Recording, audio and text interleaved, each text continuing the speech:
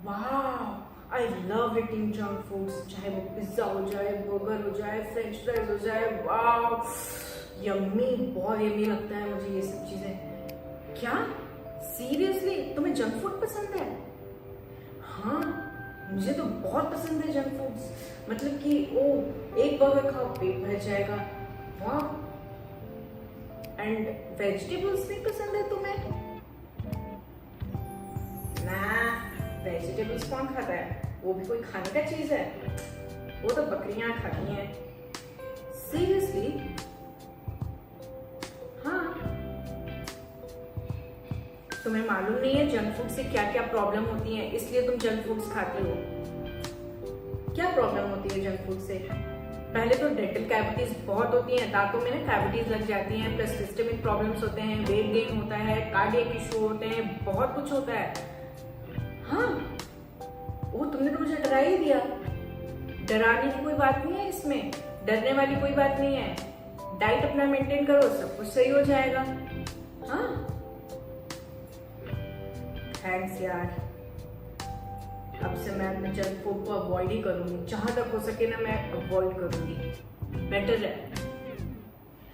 आज के वीडियो से आपको मालूम पड़ा होगा कि आज के वीडियो में मैं क्या बताना चाहती हूँ, जंक फूड्स के बारे में बताना चाहती हूँ। यस, आज का जो टॉपिक है थोड़े मेरे टॉपिक से अलग है, बट यस, मैं ट्राई करूंगी कि महीने में 1 या 2 टॉपिक इसके बारे में मैं लेके आऊं कि क्या खाना चाहिए, कौन सी चीजें अच्छी होती हैं सेहत के लिए और कौन सी चीजें नहीं अच्छी होती हैं। स्पेशली चिल्ड्रंस जो बहुत ज्यादा जंक फूड्स खाते हैं, उनमें क्या प्रॉब्लम हो सकती हैं और उन्हें कैसे अवॉइड करना चाहिए। बहुतों को जंक फूड्स की क्रेविंग भी होती है, दैट मीन्स कि उनके बॉडी में कुछ ना कुछ चीजों की कमी है, सोडियम की कमी है या फिर नाइट्रोजन की कमी है, इसलिए वो ज्यादा ब्रेड टोस्ट पे ज्यादा क्रेव करते हैं या फिर नमकीन पे क्रेव करते हैं, तो सोडियम की कमी है। बट इसका मतलब ये नहीं कि वो जंक फूड खाना स्टार्ट कर दें, उसको हम अच्छे चीजों से रिप्लेस कर सकते हैं। तो ये सारी चीजों के बारे में हम वीडियोस में बात करेंगे और जंक फूड को कैसे अवॉइड किया जाए इसके बारे में भी हम बात करते हैं। Hello friends, I am doctor Parul Karan and I am dentist. स्वागत है टूथ नॉलेज चैनल। तो देखिए, जंक फूड खाने से क्या प्रॉब्लम्स हो सकती हैं। आजकल जंक फूड का बहुत ज़्यादा क्रेज़ है कि वो जंक फूड खाना पसंद करते हैं। यस, उसका जो टेस्ट है वो अच्छा लगता है, सभी को अच्छा लगता है, मुझे भी अच्छा लगता है।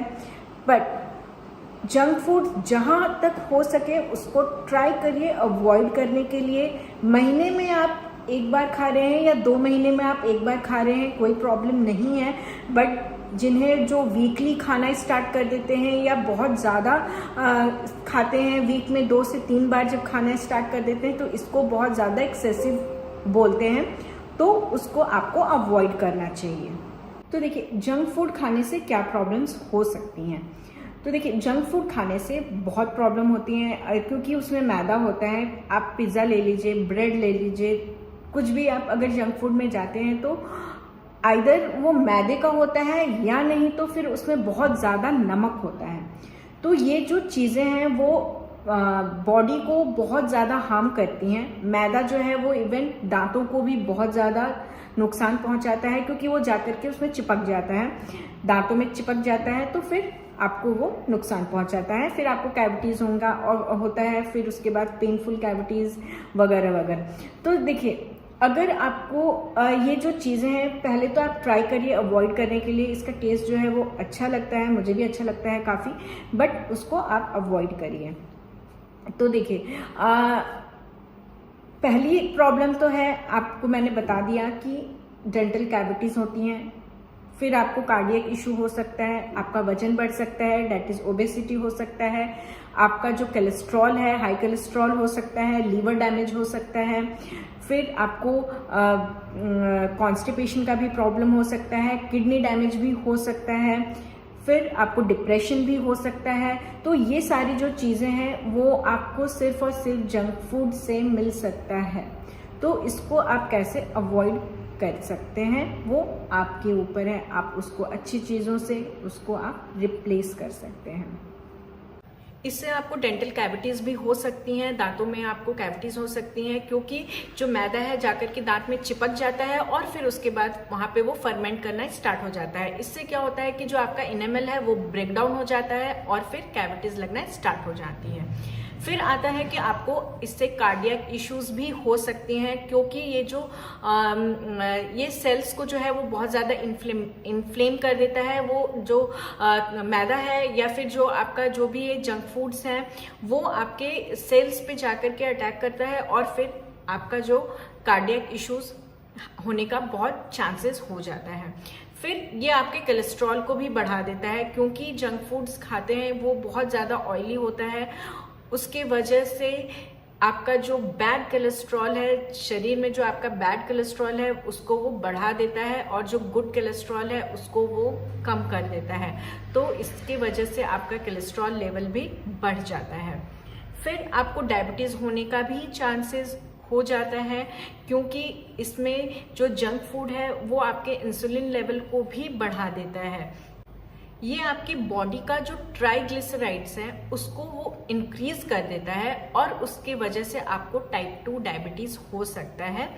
तो जहां तक हो सके उसको आप कम करिए। अगर आप रेगुलर खाते हैं तो इससे आपका वजन भी बढ़ सकता है। तो आपको जहां तक हो सके उसको आपको जंक फूड्स को अवॉइड करना चाहिए। फिर ये आपके किडनी को भी डैमेज कर सकता है। जितना ये डायबिटीज कॉज करता है उतना ही ये आपका किडनी को भी डैमेज कर सकता है, इसलिए आपको ये अवॉइड करना चाहिए। फिर आपका ओबेसिटी भी ये देता है। आपका मतलब ओबेसिटी डैट मीन्स कि आपका वजन भी बढ़ा देता है जंक फूड खाने से, क्योंकि आपका जो प्रोटीन है वो कम हो जाता है और फैट्स जो है वो बढ़ जाते हैं बॉडी में।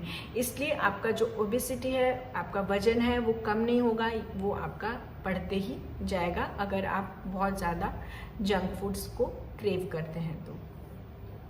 ये आपके लीवर को भी डैमेज में जो रिफाइंड शुगर होता है या फिर बहुत मात्रा में कार्ब्स होते हैं, डेट इज कार्बोहाइड्रेट्स जो होते हैं, इसकी वजह से ये लीवर को भी डैमेज करता है। अगर आपको जंक फूड खाने से अगर आपका लीवर खराब होता है तो उसको हम नॉन अल्कोहलिक फैटी लीवर बोलते हैं। तो इससे आपका जो लीवर है वो डैमेज हो जाता है। कहीं अगर ये रेगुलर अगर आपको ये हो रहा है तो ये आपको लीवर कैंसर तक भी पहुंचा सकता है। आपको इससे डिप्रेशन भी हो सकता है। ये सिर्फ और सिर्फ केवल बॉडी को ही इफेक्ट नहीं करता है, आपके वजन पे ही नहीं इफेक्ट करता है, ये आपके माइंड को भी इफेक्ट करता है और इससे आपको डिप्रेशन भी हो सकता है। क्योंकि अगर आपका वजन बढ़ेगा तो आपको ज़्यादा से ज़्यादा लेजीनेस आएगी। आपको ऐसा लगेगा कि मैं आराम करता रहूं या करती रहूं और इसके वजह से आप एक्टिव नहीं हो पाएंगे। तो इसके वजह से आप डिप्रेशन में भी जा सकते हैं। इससे आपको स्किन प्रॉब्लम्स भी हो सकती हैं। ये आपको एक्ने भी दे सकता है या फिर आपको ये पिंपल्स भी दे सकता है। पिंपल्स आपको मिल्क प्रोडक्ट से भी होता है। अगर आप ज़्यादा मात्रा में मिल्क ले रहे हैं तो उससे भी आपको एक्ने और पिंपल्स आ सकते हैं। बट अगर सपोज आप जंक फूड भी लेते हैं तो उससे भी आपको एक्ने वगैरह का प्रॉब्लम हो सकता है, आपको स्किन की प्रॉब्लम हो सकती है। आपको इससे कॉन्स्टिपेशन भी हो सकता है, क्योंकि इसमें कुछ भी फाइबर का मात्रा नहीं है। जितना आप फाइबरस फूड लेते हैं तो उससे आपका जो स्टमक है वो क्लियर होता है। बट अगर सपोज आप फाइबरस फूड नहीं लेते हैं और ज़्यादा आप मैदा का चीज़ ले रहे हैं तो उससे आपको कॉन्स्टिपेशन भी हो सकता है। Thank you for listening and please subscribe my channel, share, like and press bell icon for further information। और मुझे बताइए कि आपको और किस पे वीडियोस चाहिए और मैं आपको बताऊंगी कि किस चीज़ों से आप आपको परहेज करना चाहिए और कौन सी चीजें आपके लिए अच्छी होती हैं। मेरे जो वीडियोस हैं वो फैमिली फ्रेंड्स में शेयर करिए, बच्चों को शेयर करिए, उन्हें भी बताइए कि इससे क्या प्रॉब्लम्स हो सकते हैं। जंक फूड खाने से ज्यादा अगर हम जंक फूड पे डिपेंडेंट हो जाते हैं तो उससे क्या प्रॉब्लम हो सकती हैं। Thank you for listening and take care, bye bye.